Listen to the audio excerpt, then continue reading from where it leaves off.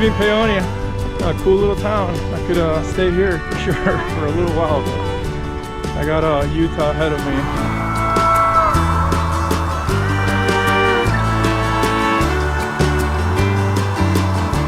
Last night's forecast called for serious rain, and sure enough it dumped away for several hours. I found an affordable place to stay without foresight and was sure thankful for it. I'm now looking to get as far south and west as possible before the next forecasted cold front shows up tomorrow night. Pretty much a steady descent into Delta. No shoulder, but the traffic's kind. They've been giving me a lot of space, so it's nice. And just enjoying this gorgeous morning with a lot of sunlight in comparison to yesterday that was cloudy all day.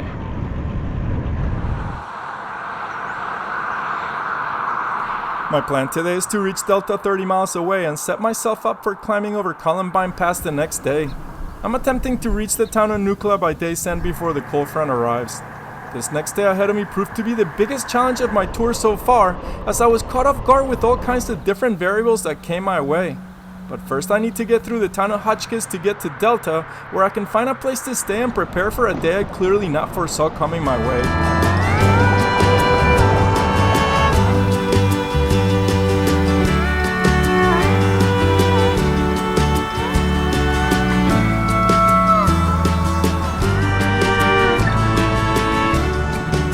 I made quick work of checking out Hotchkiss before moving on to now Colorado Highway 92, and right away I was facing a total transformation ahead of me. The landscape completely changed in what seemed to be a couple of miles. In front of me now was a desert, and part of me was really sad about leaving the Rockies behind. Finally got a shoulder. I'm about 10 miles from Delta. This is about the moment where I realize that I'm in the desert.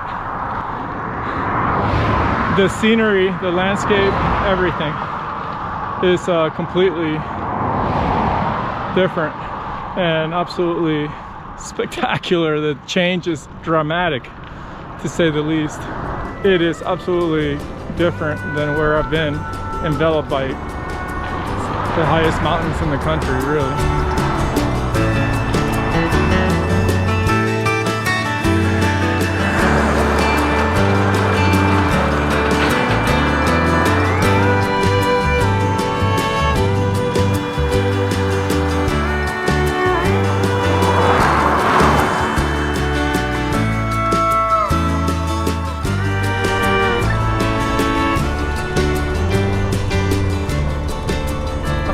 Later on 92 and I faced my first challenge for the many days to come. I had several lessons to learn about the desert ahead of me, and it wasn't until many days later that I learned about this first one.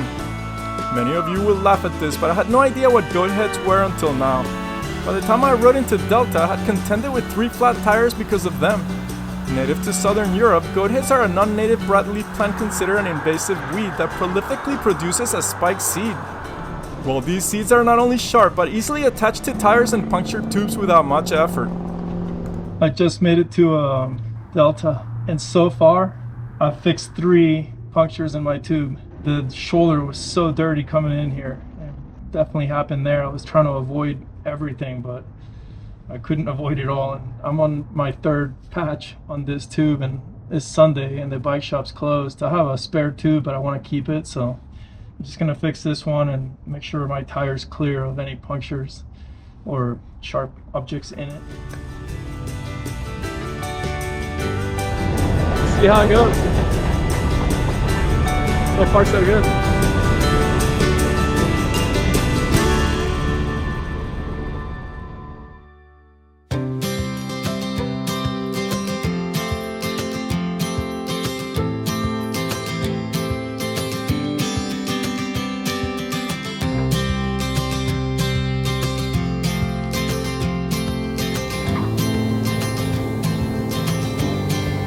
I'm looking for a 25 Mesa.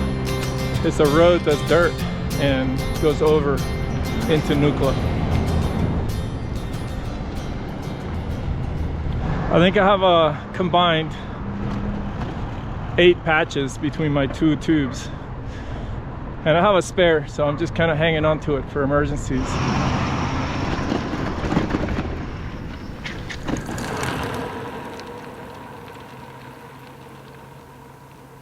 I'm so psyched right now. It's like the new beginning, a new chapter. No traffic. I've been battling traffic for so long that I forgot how nice it is to ride in a quiet scenario. This morning I make my way out of Delta and onto 25 Mesa Road bound for Columbine Pass at 9,154 feet in elevation and the town of Nucla beyond. When I look back at this day, I remember being completely oblivious of what I was about to contend with. The Colorado mountain passes behind me had clearly made me overconfident enough to think that I was going to beat this cold front's arrival and the customary west winds that come along with them. I also had no idea of this pass's grade or road condition. Either way, I had a monumental task ahead of me that tested me once again on my two wheels, but for now I foolishly look around as if all is well and ready for today's joyride.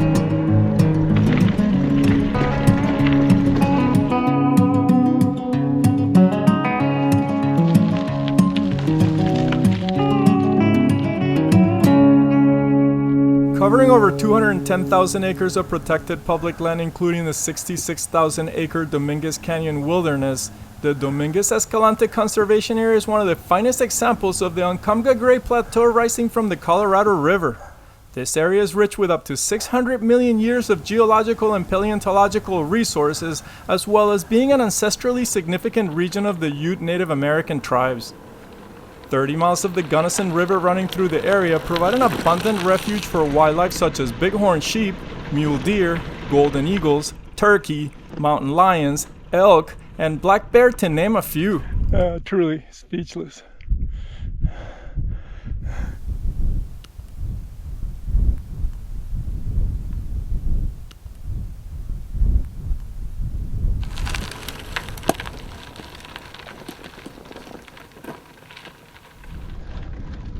I'm climbing.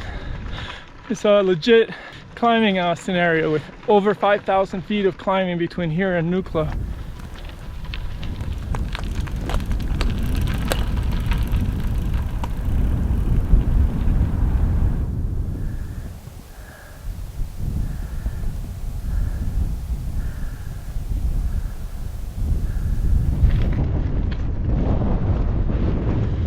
All of a sudden, that wind just came up. I mean, it was like a freight train. I've been hearing about the Utah wind and how it can do that.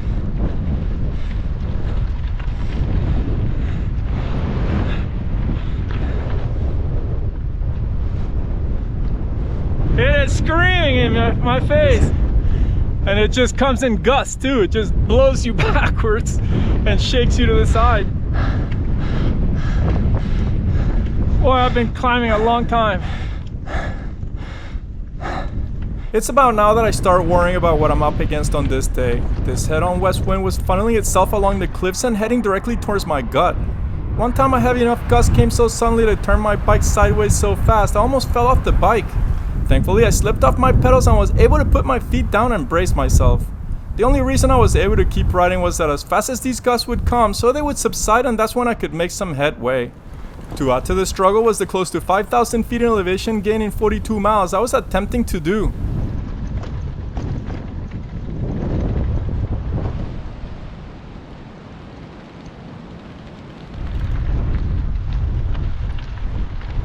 On the flip side of all this was the unbelievable natural beauty I was enveloped in, like more of the fall-colored cottonwood trees sprinkled here and there along these jagged red rock canyons and sandstone bluffs covered by open low forest pinyon pines and evergreen juniper trees.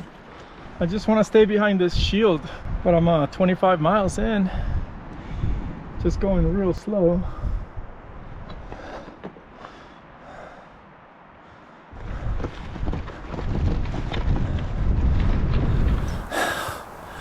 I'm getting brutalized. I'm climbing endlessly at 3.5 miles an hour, maybe 4 sometimes, but it's all I can do to keep the bike moving forwards. If I go any slower, I'd walk the bike. I'm getting my butt kicked.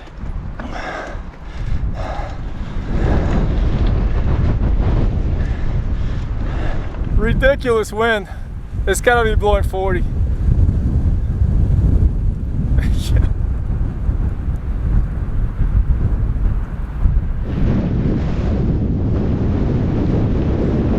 Holy smokes! smokes!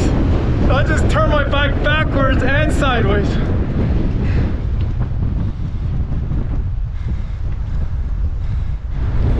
I bet my match is screaming about the summit here.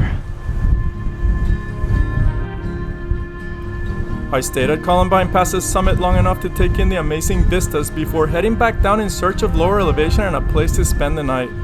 The west wind had me rattled and anxious of this incoming cold front, so I needed to find a safe place to pitch my tent and weather what was in store for me tonight. After all these hours on 25 Mesa Road, I had seen 2 or 3 farming vehicles pass me by and no one else, so I told myself to keep it safe and not get hurt on the way down.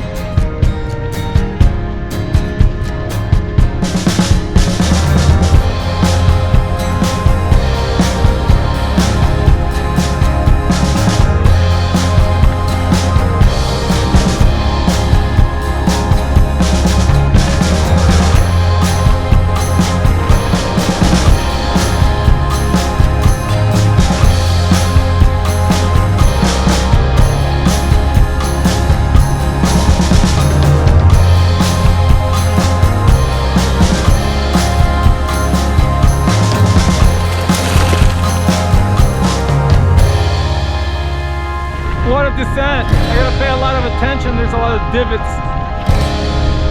but it's gorgeous.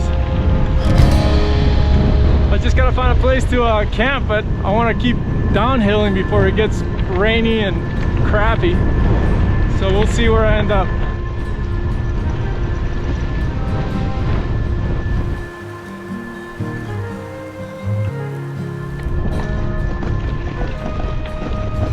I'm done. It's like 40 something miles of tremendous effort, and I think I found a camp spot. I just passed it earlier. I went a little ways, but I think I'll be more sheltered from the wind here.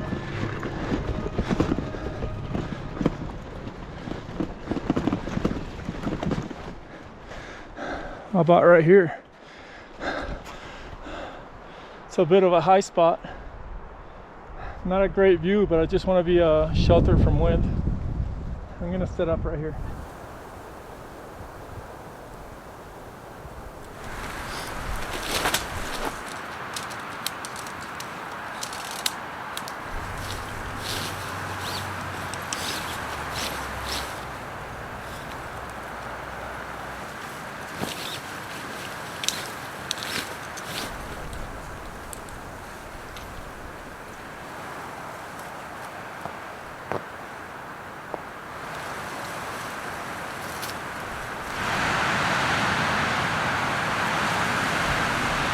What a crazy day! I don't even know how I got this far. It was seemingly gonna hold out the weather, and it didn't. And the wind just kicked me in the face. And the climbing, that was just the most absurd climb I ever had to do. And but I made it over the pass, and I'm close to a Nucla, like about maybe 15 miles. I'm still in the National Forest, so I found this spot. The road's right next to me, and it's not perfectly level, but it's on a mound. I first pitched the tent behind me in a more protected space for the wind, but the more I looked at the ground and the wetness of it, and if it does rain, which I'm thinking it's gonna rain, I'm at the highest spot that I could find. I just didn't want to keep riding towards Nucla without and like getting in the dark, you know, looking for a place to any place. I think I'm good here. I got all my stuff laid out, and I'm gonna pass out. I'm not even hungry.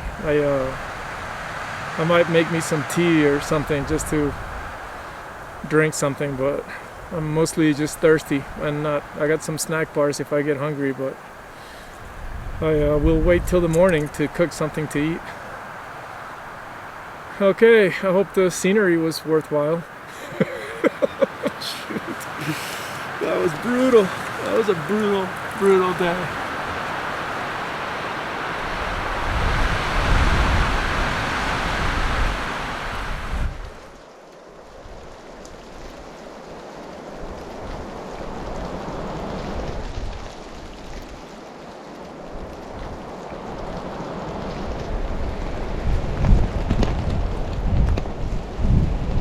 Well, I slept an insane night. Just so windy. It would wake me up here and there, but I actually slept really good.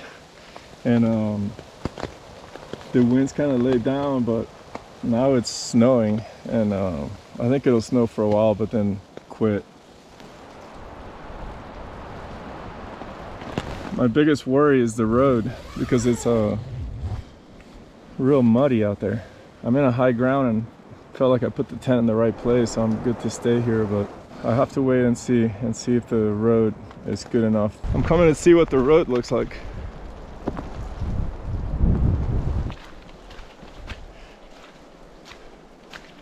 It's nice in here, but out there it's yucky. But not for long. It'll pass by. Get sunny. I'm packed up and ready to go. It's cold. It's like in the 30s, low 30s. So I gotta get to Nucla and figure out my next step. If I don't do that, then I'm gonna be stuck here with 20s, low 20s through the night into tomorrow.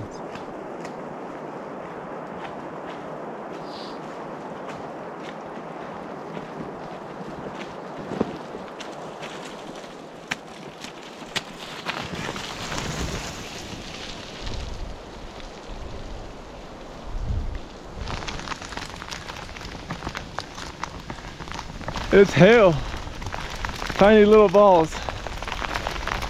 I hope they don't get bigger. This road's actually in really good shape for all the rain and snow and everything. It's really well packed, no washboards. I'm not having a hard time at all riding on it. And I see peaks of blue sky ahead.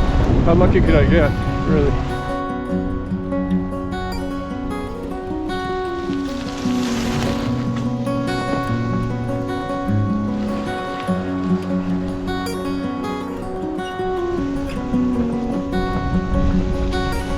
Sunshine! Wow! Look at this. Oh man, the view, breathtaking. The clouds, gorgeous.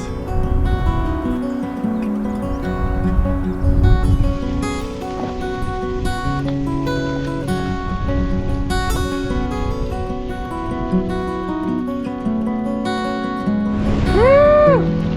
Unreal! How beautiful!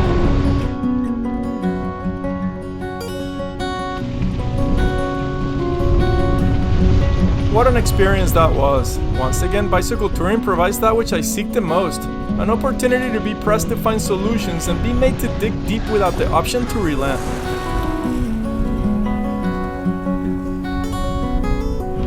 This is too good. It's just way too good right now. It's a special moment.